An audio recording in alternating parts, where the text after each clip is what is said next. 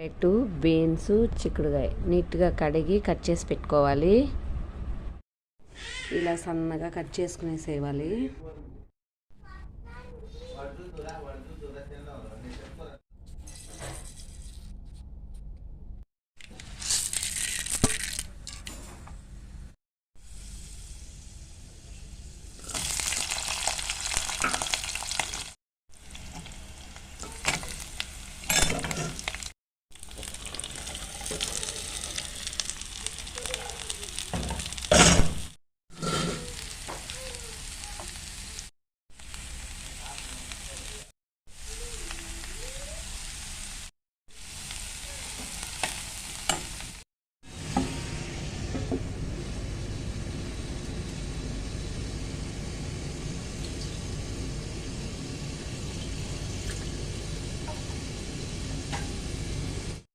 ఇలా పైన ఒక ప్లేట్ పెట్టి దాంట్లో నీళ్ళు పోసి ఆవిరి మీద ఉడికించుకోవాలి.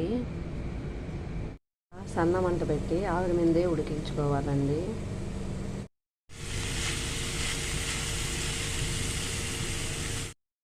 ఉడికిపోయింది, పప్పుల పొడి వేసిస్తున్నాను.